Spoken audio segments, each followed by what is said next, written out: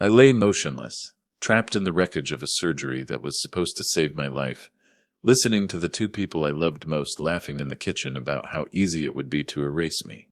They mocked my trembling hands and called me a sentimental old fool, convinced I was asleep and powerless. But they didn't know I was clutching a secret that would turn their victory lap into a prison sentence. If you want to witness how a master craftsman dismantles a betrayal piece by piece, make sure you subscribe and let me know where you're watching from, 'cause the saw is about to turn. I lay in the dark, my body stiff as a kiln-dried board. The pain in my lower spine was sharp and familiar, like a jagged nail driven straight into the bone. It was the price I paid for 50 years of lifting timber and bending over workbenches. But that physical pain was honest. It made sense. The invisible knife in my back, that hurt much more. I kept my eyes squeezed shut. I forced my chest to rise and fall in a slow, heavy rhythm. In, out, in, out. I had to pretend to be asleep. I had to be a statue in my own bed. The house was quiet, but it wasn't empty. To a stranger, silence is just the absence of noise. But to me, a man who built this place with his own two hands. The silence had a texture. I knew the bones of this house. I knew how the studs settled in the winter and how the roof expanded in the summer heat. Then the silence broke. Creak! A floorboard groaned under a heavy weight just outside my bedroom door. My stomach tightened. I knew that sound, intimately. It was the white oak flooring in the hallway. The third plank from the wall, I remembered, hammering it down myself 40 years ago, back when my hands were steady and my hair was thick. That specific board had a natural bow in the wood that I never quite managed to flatten out. It only made a sound if someone stepped directly on it. Someone was standing there right now. They were listening. I focused on my breathing, terrified that the thump of my heart against my ribs would give me away. Thump, thump, thump. It felt loud, like a hammer striking a wall. I willed it to slow down. I tried to think of the ocean, of sawdust, of anything calm. If they heard my heart rate spike, if they saw my eyelid flutter, I was dead. Is the old man out? The voice hissed through the crack in the door. It was low and sharp. It was Jessica, my wife. A wave of cold sadness washed over me. Her voice didn't sound like the woman I had shared breakfast with for 3 decades. It didn't sound like the woman who used to hold my hand during storms. It was cold, venomous. It sounded like a stranger wearing my wife's face. Out cold, a deeper voice replied. Brandon, my son, took the double dose, Brandon whispered, his voice confident and dismissive. He won't wake up till noon. I felt a tear prick the corner of my eye, but I didn't wipe it away. A double dose. That explained the heavy fog in my brain earlier that evening. They hadn't just waited for me to sleep. They had drugged me, my own family. The people who were supposed to protect me were the wolves at the door. I lay there, trapped in the dark, listening to the people I loved discuss my end. Did the transfer clear? Jessica asked. I could hear the greed dripping from her lips. It was a wet, hungry sound, like an animal tearing into meat. My heart hammered against my ribs. Thump, thump. I willed it to slow down. If they heard my heart, I was dead. I focused on the rhythm of the house, trying to match my pulse to the slow settling of the beams. Brandon laughed. It was a low, cruel sound that vibrated through the floorboards. Every cent, he hissed. $12 million. Gone to the Caymans. Untraceable. My stomach twisted into a tight, painful knot. That money wasn't just numbers on a screen. That was my life.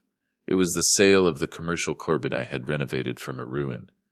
It was 50 years of breathing sawdust, of calloused hands, of aching joints. It was my safety, my legacy, vaporized in seconds. He's a sawdust-covered fool, Jessica sneered. Her voice carried through the crack in the door, sharp and dismissive. He actually thinks I love him. The words hit me harder than any hammer. A sawdust-covered fool. Is that what she saw when she looked at me across the dinner table? When she kissed my forehead? He thinks I'm nursing him back to health. She added, her tone dropping to a mock pity that made my skin crawl. Pathetic. I wanted to scream. I wanted to jump out of bed, tear the door open, and strangle them both. The rage flared hot and bright in my chest, burning through the drug-induced fog. but I couldn't move. I was 72, recovering from spinal surgery. Weak. If I fought them now, physically, I would lose. But soon, Brandon whispered. He'll be in Pineview Meadows. My blood ran cold. The rage vanished, replaced by a pure, icy terror. Pineview, I knew the place. It was a grim nursing home upstate. A concrete block that smelled of bleach, boiled cabbage, and despair. It was a warehouse where families sent people to be forgotten. A place where you went to die alone, staring at a stained ceiling tile. They won't just take the money, I realized. They want to lock me away. They wanted to claim I had dementia. They wanted to erase me. My breathing hitched, and I forced myself to stop. Steady, I told myself. Steady as a plumb line they thought they had won. They thought I was just a broken old man, confused and helpless in his bed. But they didn't know one thing. They forgot who I was. I wasn't just a sick old man. I was a master carpenter. I built this house. I framed every wall. I laid every floorboard. I knew exactly how the air moved through the vents. I knew that the heating duct in the hallway acted like a trumpet, carrying sound straight into the master bedroom, if the angle was right. They were standing right over the intake vent. I heard the sudden vibration of a phone. Buzz, buzz. Who are you texting?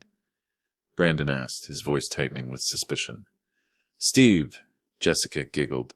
The sound made my stomach turn. It was the giggle of a teenager in love, not a wife plotting her husband's demise. Steve says he's ready. Steve, Dr. Stephen Pierce, my neurosurgeon. The man who had operated on my spine 3 weeks ago. The man I had trusted with my life, with my ability to walk. My breath caught in my throat. This wasn't just a robbery. It wasn't just a bad marriage. It was a conspiracy. My doctor, my wife, my son, 3 wolves circling 1 wounded sheep. I lay in the dark, the pieces of the puzzle locking together with terrifying precision. They had the money. They had the doctor to fake the medical records. They had the nursing home picked out. It was a perfect frame, but every frame has a weak point. Every structure has a stress fracture, if you look hard enough. I had to build a trap, just like I built my cabinets, precise, strong, and hidden until the moment opened the door. The next morning, the sun was an insult. It streamed through the kitchen blinds, too bright, too cheerful, illuminating the dust motes dancing in the air of a house that was rotting from the inside. I sat at the kitchen table, my body heavy in the chair. I played my part. I let my hands shake, a tremor I had practiced in the mirror until it looked involuntary. I knocked my spoon against the porcelain bowl, cling, cling, spilling warm oatmeal onto the placemat. It was a humiliating performance, reducing myself to a trembling invalid. But it was the only shield I had. Then there was Sarah, my home health aide. She was young, barely 25, with a kindness that seemed out of place in this cold house. She was the only person who looked at me and saw a man, not a bank account or a burden. She was wiping the granite counter, but her movements were jerky, distracted. Her eyes were red and swollen. She had been crying.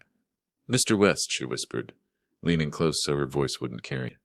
She smelled of vanilla soap and anxiety. You need to drink your soup, please. You need your strength. Her voice trembled. She knew. I could see it in the terrified set of her jaw. She had seen something, or heard something, just like I had. Before I could answer, the sharp clack, clack, clack of heels on tile cut through the room like gunfire. Jessica walked in. She was dressed immaculately, as if ready for a gala, her face a mask of smooth, cold porcelain. Sarah, Jessica said. Her voice wasn't loud, but it had the cracking whip of authority. Pack your things. Sarah froze, the dish rag dripping in her hand. Mrs. West?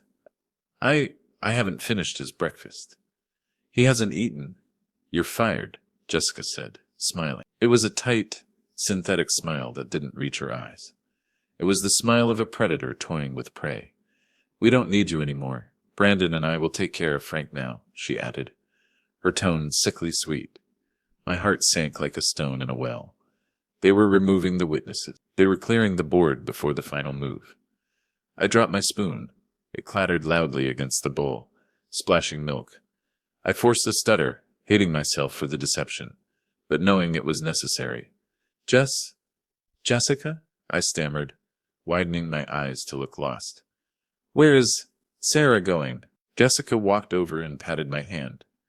Her skin felt cold, dry, like parchment paper. Oh, Frank, she sighed, a sound of exaggerated patience. Sarah stole from us. Don't you remember? She lied smoothly, staring right into my eyes without a flicker of shame. You saw her take the silver yesterday. Lies.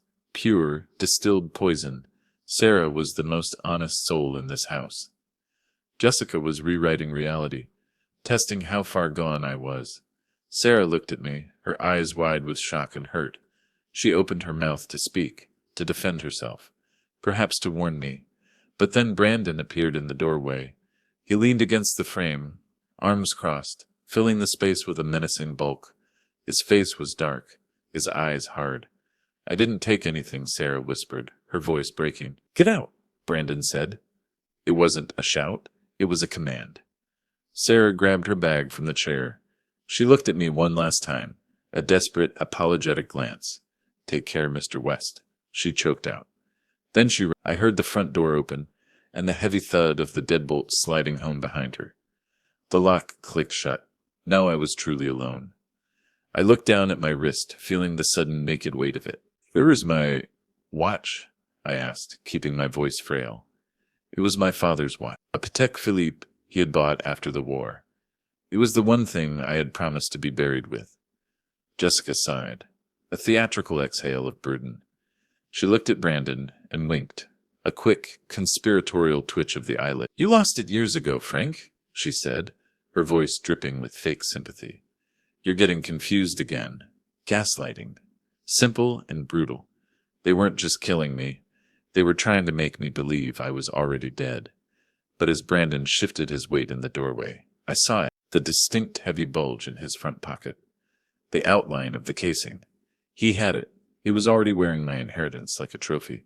They thought I was broken. They thought my mind was as porous as rotting wood. But under the table, my hands stopped shaking. My mind wasn't sawdust. It was a blade, sharpened by betrayal, waiting for the moment to strike. I waited for the front door to click shut behind Sarah before I moved. I grabbed my cane, the smooth, worn hickory handle, feeling cool against my palm. I shuffled toward the living room, my left leg dragging on the carpet. To anyone watching, I was a broken man, navigating a maze of furniture. But inside, my mind was racing like a buzzsaw. The living room was silent, bathed in the gray light of the autumn afternoon. It felt like a stage set for a play that had ended years ago. I made my way to the fireplace. On the mantelpiece, staring down with glass eyes, stood an eagle. It was a heavy, quarter-sawn white oak sculpture I had carved 15 years ago. Its wings were spread wide in mid-dive, talons extended. To Jessica, it was just that dusty old thing she kept meaning to throw out to guests. It was a piece of rustic art. To me, it was a weapon.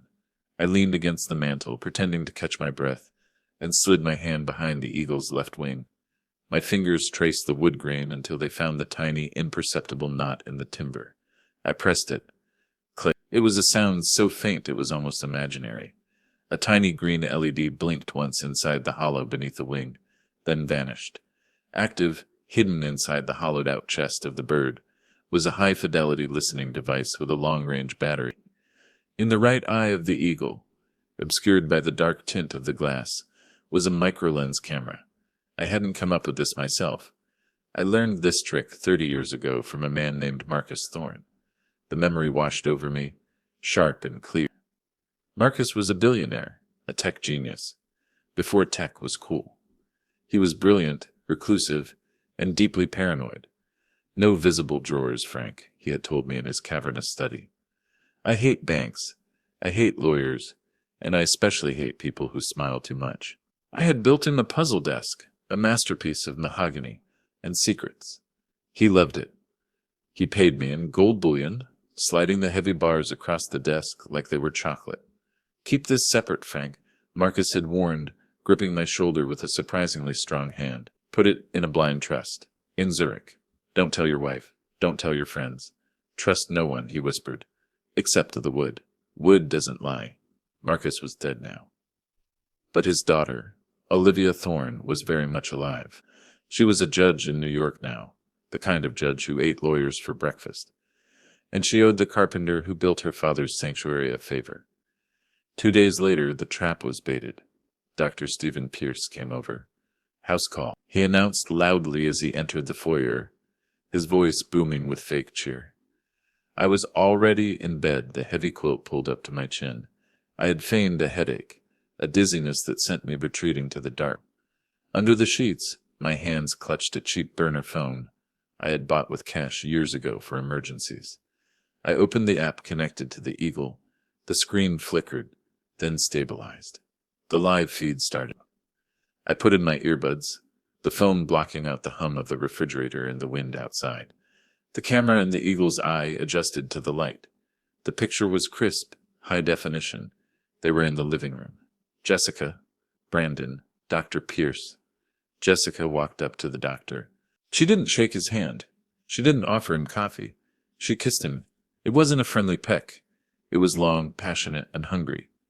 She gripped his lapels, pulling him down to her.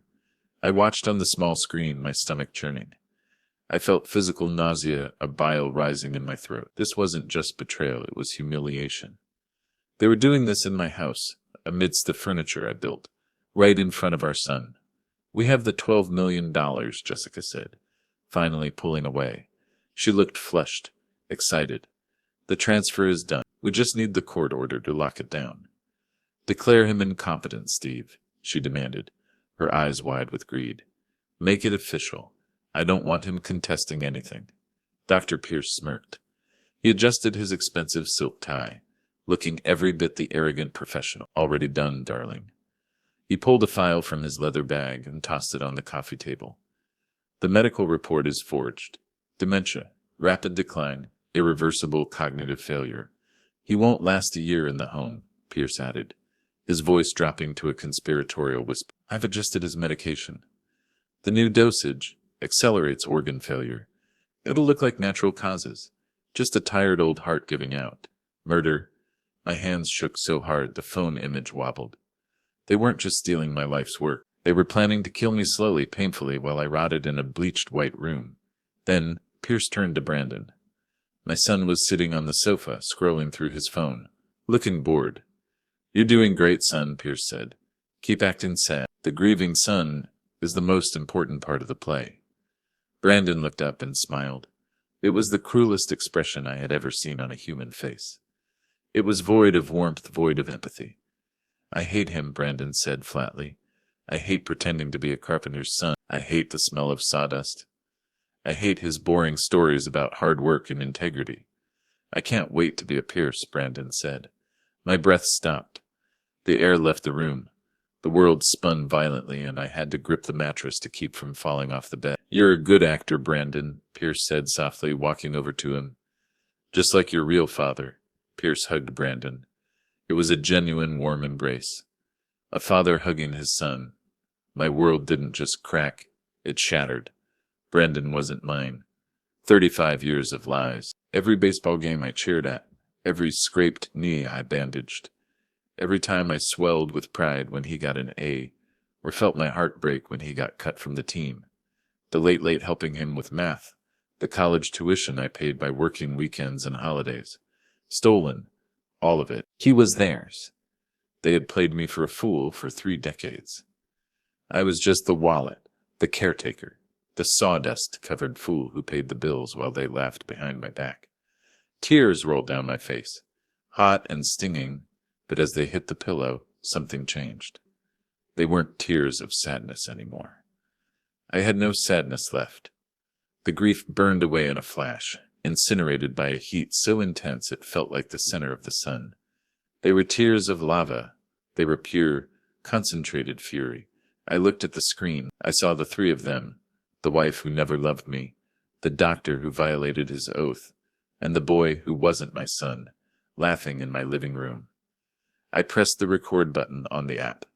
I recorded everything, every word, every confession, every laugh. I saved the file, then I backed it up to the cloud, then I sent it to a secure server. I didn't storm out of the room, I didn't scream, I didn't confront them. That's what a foolish old man would do. I wiped my face. I lay back in the dark, and I waited. I didn't sleep. Sleep is for the innocent. And I had just lost my innocence at the age of 72. Instead, I lay in the dark and let the rage crystallize. It started as a hot, chaotic fire in my chest, but I forced it to cool down. I treated my anger like molten steel poured into a mold. I let it harden into something sharp, heavy, and unbreakable. They thought they were dealing with a confused geriatric. They looked at my trembling hands and saw weakness. But they forgot what those hands had done. These hands had framed houses that withstood hurricanes. These hands had carved delicate filigree that looked like lace but felt like stone. I wasn't just a father or husband anymore. I was a craftsman who had found route in the foundation of his own home. And when a carpenter finds route, he doesn't paint over it. He tears it out. Every last splinter. That night, the house finally settled into a rhythmic silence. The clock in the hallway chimed 2 a.m., a deep, resonant bong that vibrated through the floorboards. I waited another 30 minutes. I listened to the house breathe. I heard the distinct, heavy snore of Dr. Pierce. From the guest room he had stayed over, arrogant enough to sleep under the same roof as the man he was killing. I heard the lighter, fitful breathing of Jessica from down the hall. It was time. I threw off the covers. My legs felt like lead pipes, stiff and uncooperative. The pain in my spine flared, a sharp, electric jolt. But I bit my lip until I tasted copper. I couldn't afford a groan. Not tonight. I grabbed my cane, wrapping my fingers around the familiar grip. I didn't use it to walk. The tap-tap would be a dinner bell for the wolves. I held it like a club, balancing my weight against the wall. As I crept toward the back door, every step was a calculation. Avoid the third plank. Step over the loose tile near the kitchen island. Bypass the squeaky hinge on the pantry. I moved through the shadows of my own life, a ghost haunting the people who had murdered him. I reached the back porch door. The lock was well oiled. I had done it myself last month. I slid the deadbolt back. Click. The night air hit me like a splash of ice water. It was crisp and smelled of damp earth and pine needles. I shuffled out onto the deck, the darkness wrapping around me like a cloak. I looked across the yard to the neighboring house. There, bathed in the faint yellow glow of a porch light, sat old Nan Henderson. He was sitting in his rocking chair, a lit cigarette glowing like a fire in his hand. He wasn't rocking, he was just watching. Henderson had been my neighbor for 20 years. We rarely spoke, just a nod over the fence or a comment about the weather. But he was a man who noticed things. He had seen the strange cars in my driveway at odd hours. He had seen Dr. Pierce arriving when I wasn't home. He had seen the way Jessica stopped tending the garden. He looked at me now, a frail figure in pajamas standing in the shadows. He didn't wave. He didn't call out. He just took a long drag of his cigarette, the cherry brightening in the dark, and exhaled a plume of smoke. I raised a single finger to my lips. Shunderson's eyes narrowed. He looked at my house, then back at me. He gave a single, slow nod. It was a silent pact. He had seen me. He knew something was wrong, and he would remember this night. I turned away and pulled the burner phone from my pocket. My thumb hovered over the keypad. I dialed the number I hadn't thought about in a decade. It rang once, twice. "Sterling," I whispered. My voice was gravel, unused for hours. "Mr. Sterling, the trustee of the blind account in Zurich, the only man Marcus Thorne had trusted besides me." "Frank?" The voice on the other end was sharp, instantly alert despite the hour. "Is that you? The line is unsecure." "It's time," I said. "The route is deep, Sterling. We need to gut the house." There was a pause. I could hear the click of a keyboard on his end. "Understood. Are you safe?" "For now," I said. "I have a recording. High fidelity. Admissions of conspiracy, fraud, and attempted murder. I'm uploading it to the secure Dropbox now. I'll have the police at your door in 20 minutes. Sterling said urgently. "No," I hissed. Too loud. I checked the windows behind me. Nothing stirred. No police. The local precinct plays golf with Dr. Pierce. They'll bury the evidence before the sun comes up. They'll say I'm senile and deleted it by accident. Then what do you want me to do? "Send the package to Judge Olivia Thorne," I commanded. "Personal delivery. Tonight, Olivia." Sterling hesitated. She's a federal judge now, Frank. She's unreachable. She'll take this case, I said, my voice hardening. Include the wooden puzzle box Marcus gave me, the one with the hidden inlay. Tell her the wood doesn't lie. I see, Sterling said, his tone shifting from concern to professional resolve. The courier is already moving. Consider it done. And Sterling? Yes, Frank. Make sure she listens to the audio before the hearing next week. I want them to walk into that courtroom thinking they've won. Understood. Good luck, my friend. The line went dead. I lowered the phone. My hand was trembling. Not from age, but from adrenaline. The trap was built. The blueprints were drawn. Now I just had to survive long enough to snap it shut. The hearing arrived 1 week later. The courtroom in the county courthouse smelled of lemon floor wax and old paper. It was a high-ceilinged room with heavy oak paneling, the kind of wood that absorbed sound and secrets. The air conditioning hummed a low, constant drone, chilling the air until it felt like the inside of a refrigerator. I sat alone at the plaintiff's table. I had dressed carefully for the role. My flannel shirt was frayed at the cuffs. My pants were loose, bunched at the waist with an old belt. I leaned heavily on my cane, my head bowed, my hands trembling on the polished wood of the table. To the world I was a confused, broken old man, a relic across the aisle. The grieving family sat in a row. Jessica wore a modest gray suit, the color of a stormy sky. Her makeup was minimal, just enough to highlight the dark circles she had painted under her eyes. She held a tissue in her hand. Isha did nervously. Brandon sat next to her, looking down at his shoes. He wore a dark tie and a white shirt that seemed too tight at the neck. He looked like a boy at a funeral, sad, lost, innocent. Behind them sat Dr. Stephen Pierce. He radiated authority. He wore a navy suit that probably cost more than my truck. He checked his watch, impatient, as if this hearing was a minor inconvenience in his busy schedule of saving lives. All rise, the bailiff bellowed. Judge Olivia Thorne entered. She was not what they expected. She was in her late 40s, with sharp, intelligent eyes behind rectangular glasses. Her robe was black and severe. She didn't walk. She marched. She took her seat at the bench and surveyed the room like a hawk, scanning a field for mice. She didn't look at the lawyers. She didn't look at the papers. Her gaze landed on a small wooden object sitting on the corner of her bench. It was a puzzle box made of intricate mahogany and ebony. My puzzle box. I saw her fingers brush against it, a momentary touch of reverence. Then she looked up. Her face was a mask of stone. Docket number 412, she announced. Guardianship hearing regarding the estate and person of Mr. Frank West. Jessica's lawyer, a slick man with too much hair gel, stood up. Your Honor, we are here today with heavy hearts. My client, Mrs. Jessica West, seeks emergency guardianship. Her husband is no longer himself. Jessica took the stand. She wiped a tear that wasn't there. It started months ago, she sobbed, her voice trembling perfectly. He forgets who I am. He leaves the stove on. Last week he wandered into the street in his pajamas. He gets violent. She looked at me with wide, fearful eyes. I just want to protect him. We need to control his assets to pay for his care at Pineview Meadows. It was a masterclass in lying. If I didn't know the truth, I would have believed her myself. And the medical opinion? Judge Thorne asked, her voice flat. Dr. Pierce?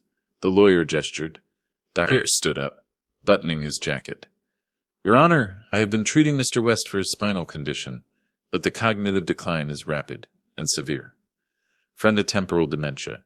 His brain is simply shutting down. He requires 24-hour lockdown care, Pierce added gravely. For his own safety? Judge Thorne nodded slowly. She looked at the doctor, then at Jessica, then at Brandon. It seems like an open and shut case, the judge said. Jessica let out a breath she had been holding. Brandon smirked at the floor. They thought it was over. They thought they had won. However, Judge Thorne continued, her voice sharpening like a blade. Before I rule, I must address a piece of evidence that was delivered to my chambers this morning. Jessica froze. The tissue in her hands stopped moving. Evidence? Her lawyer stammered. Your Honor, discovery is closed. This is admissible under the emergency provision for fraud, the judge said coldly. It is a digital audio file from a Mr. Frank West. Jessica's head snapped toward me. Her eyes were wide, confused. Frank? But he can't even use a smartphone. He's senile. Is he? Judge Thorne asked. A small, dangerous smile touched her lips. Let's listen. She pressed a button on her console. The courtroom speakers crackled with static.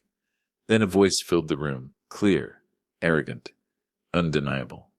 I hate pretending to be a carpenter's son. Brandon's head jerked up. His face went pale. I hate the sawdust. I hate his stories. The voice was unmistakably his. The acoustic signature of my living room was perfect. Then Jessica's voice boomed through the speakers. We have the $12 million gone to the Kamains. Untraceable. A gasp went through the gallery. The court reporter stopped typing. He's a sawdust-covered fool. He actually thinks I love him. Jessica stood up, knocking her chair over. Clatter. Stop it, she screamed. Her voice was shrill, panicked. Turn it off. The recording continued, relentless. The medical report is forged. Dementia. Rapid decline. Dr. Pierce's voice. Smooth. Smug. Confessing to a felony. Just like your real father. The recording ended with the sound of Pierce hugging Brandon. Silence. The kind of silence that happens after a bomb goes off. Jessica looked wild. She looked at her lawyer, then at the judge, then at me. That's illegal, she shrieked, pointing a shaking finger. You can't use that. It's a private conversation. He recorded us without our knowledge. Judge Thorne leaned forward. She took off her glasses. Actually, Miss Waste, she said, her voice dropping to a terrifying calm. Under New York penal law, Section 250, this state operates under one-party consent.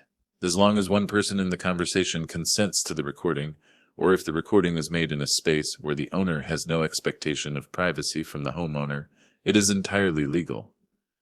Mr. West recorded this in his own living room, the judge said. It is admissible, and it is damning. Jessica looked at me. For the first time in years, she really looked at me. I slowly lifted my head. I stopped shaking. I let the tremor in my hands vanish. I straightened my spine, ignoring the pain. I looked her dead in the eye. The confused old man was gone. The master carpenter was back. I didn't blink. I didn't smile. I just stared at her with the cold, hard weight of the truth. Bailiffs, Judge Thorne commanded, her gavel hovering in the air. Please detain Mrs. Jessica West, Mr. Brandon West, and Dr. Stephen Pierce on charges of conspiracy to commit murder, grand larceny, and insurance fraud. The doors at the back of the room burst open. 4 uniformed officers marched in. The sound of handcuffs ratcheting shut.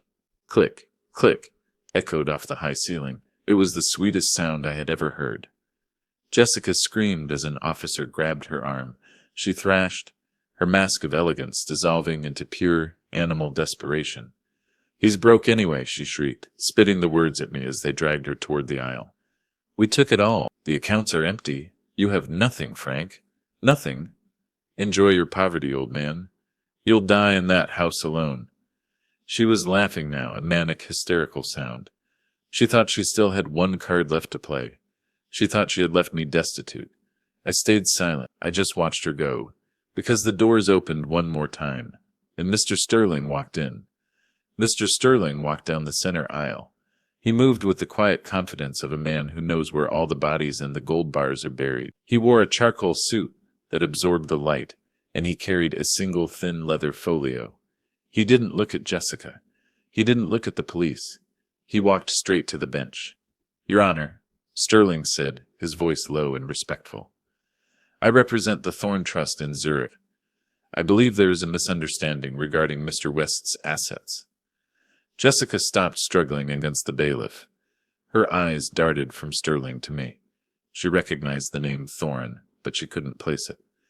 To her, it was just a name on an old contact list she had ignored. Judge Thorne took the document Sterling offered. She adjusted her glasses and read it in silence. The room was so quiet I could hear the hum of the vending machine in the hallway outside. Slowly, a smile spread across the judge's face. It wasn't the polite smile of a public servant. It was the sharp, satisfied smile of a woman watching a trap snap shut. You are mistaken, Mrs. West, the judge said calmly, looking over the rim of her glasses. You stole $112 million. Yes, that money is currently frozen in the Caymans and will be recovered by federal authorities. Jessica sneered, still defiant. That was his life savings. He's destitute. That was his public savings, the judge corrected.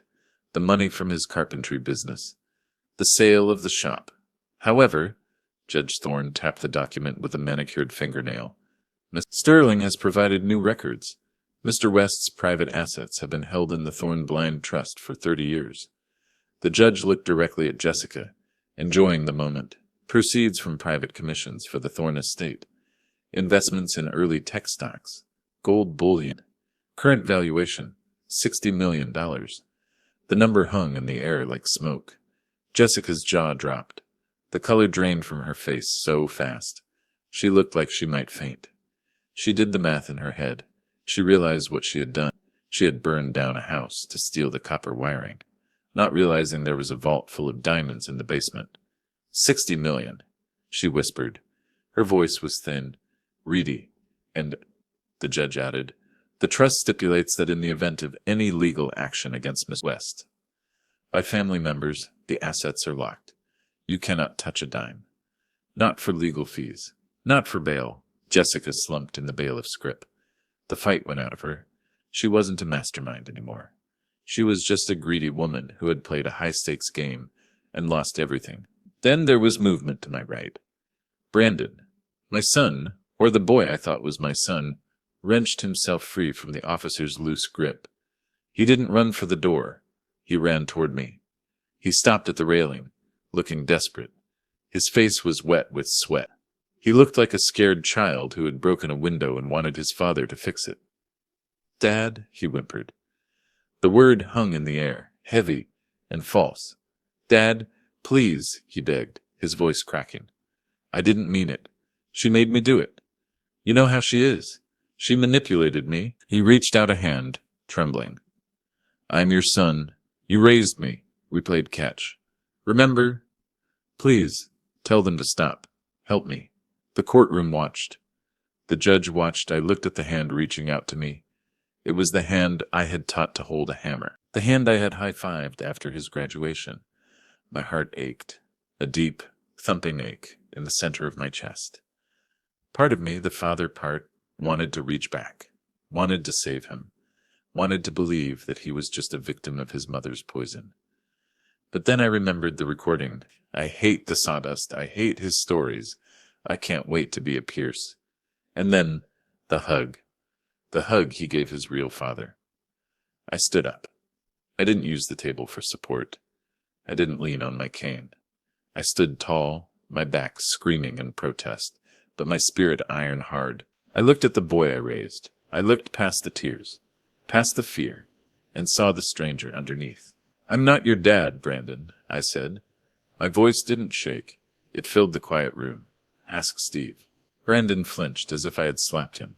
He looked over his shoulder at Dr. Pierce, who was being handcuffed against the wall. Pierce looked down, unable to meet the boy's eyes. The truth hit Brandon like a physical blow. He collapsed against the railing, sobbing. Not for me, not for the crime, but for himself. Get them out of here, Judge Thorne ordered, her voice disgusted. The bailiffs dragged them away. The heavy oak doors at the back of the room swung open and then slammed shut with a final, resonant boom. Silence returned to the courtroom. But this time, it wasn't the silence of fear. It was the silence of a storm that had finally passed. The heavy doors vibrated in their frames for a moment after slamming shut, and then the courtroom fell into a profound, ringing silence. It wasn't the silence of anticipation anymore. It was the silence of a demolition site after the charges had blown and the building has fallen. The dust was settling, coating everything in a fine layer of finality. I didn't cheer. I didn't pump my fists. I slowly lowered myself back into the hard wooden chair, my legs giving out, not from weakness, but from the sudden, crushing absence of adrenaline. For weeks, rage had been my fuel. It had been the structural beam holding me up when my spine wanted to collapse. Now, with the targets gone, the rage evaporated. What was left was a hollow, aching exhaustion. I looked at the empty defense table. A moment ago, my wife and the boy I raised had sat there. Now, there were just 3 empty chairs, and a scuff mark on the floor where Jessica had kicked out in her fury. 35 years, vaporized. I felt a hand on my shoulder. It was firm, grounding, stunned Frank. Mr. Sterling said softly. I looked up at him. Sterling was a man of numbers, of Swiss bank accounts and cold logic. But in his eyes, I saw a flicker of genuine sorrow.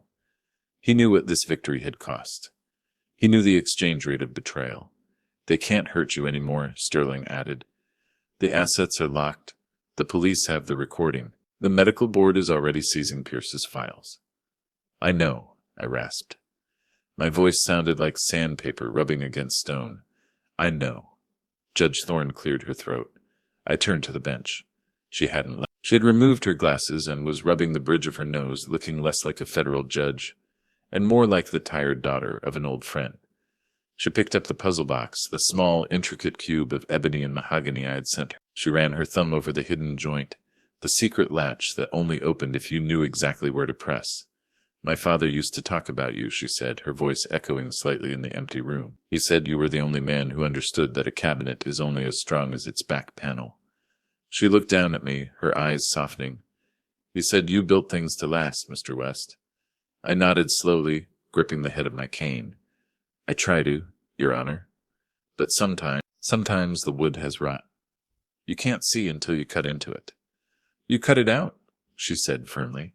You did what you had to do. You saved yourself. Did I? I asked, more to the room than to her. I just sent my wife and son to prison. That doesn't feel like saving. It feels like amputation. Judge Thorne stood up. She smoothed her robes. It is an amputation, Frank, but it's the only way to stop the gangrene. She picked up her gavel, weighed it in her hand for a second, and then set it down gently. You built a hell of a case, she said. My father would have been proud of the craftsmanship. She nodded to Sterling, then turned and disappeared into her chambers, the black robe swirling behind her like a shadow. I sat there for a long time. I looked at the seal of New York on the wall. I looked at the dust motes dancing in the shaft of light from the high windows. I thought about the baseball glove in the garage, the one I oiled every spring for Brandon. I thought about the anniversary dinners, the quiet women watching TV with Jessica. They were lies, all of it, but the pain of losing them, that was real. That was the only honest thing about the last 3 decades. The car is waiting, Sterling said, checking his watch. We should go. The press will be here soon. I took a deep breath. The air in the courtroom was stale, recycled. I needed to breathe. I grabbed my cane. I pushed myself up. My spine screamed, a sharp reminder of my mortality. But I stood straight. I looked at the empty defense table one last time. I mentally took a match to the memory of the people who had sat there. I watched them burn in my mind's eye, turning to ash, blowing away in the wind. Let's go, I said. I turned my back on the empty chairs. I turned my back on the life I thought I had. I walked toward the heavy oak doors, the tap of my cane echoing on the marble floor. Tap, tap. It was a steady rhythm. The sound of a man who was still standing. The sound of a builder walking toward a new job site. I walked out into the afternoon sun. The light was blinding. It bounced off the white marble steps of the courthouse and stung my eye. For weeks I had been living in the shadows, hiding in my bedroom, creeping through hallways, watching grainy black and white footage on a small screen. Now the world was technicolor. It was loud. It was bright. It was real. Reporters were waiting at the bottom of the steps. Cameras clicked like a swarm of crickets. They shouted questions, their voices overlapping into a wall of noise. Mr. West, is it true about the recording? Mr. West, how much did they steal? Frank, look this way. Mr. Sterling stepped in front of me. He didn't shout. He just raised a hand, and his private security team formed a wedge, cutting a path through the crowd. We have no comment, Sterling said calmly. Mr. West would like to go home. Home. The word tasted strange in my mouth. Was it a home anymore? Or was it just a crime scene with a nice roof? We got into the back of Sterling's black sedan. The door closed, sealing out the noise. The silence in the car was heavy, but it wasn't uncomfortable. It was the quiet of a library or a church. Where to, Frank? Sterling asked as the driver pulled away. Do you want to go to a hotel? I can arrange a suite at the plaza. You don't have to go back there. I looked out the window. The city was passing by. People walking dogs, kids riding bikes, construction workers eating lunch on a steel beam. Life was going on, completely indifferent to the fact that my entire world had just imploded. No, I said. Take me to the house. I have to finish the job. The driveway was empty when we arrived.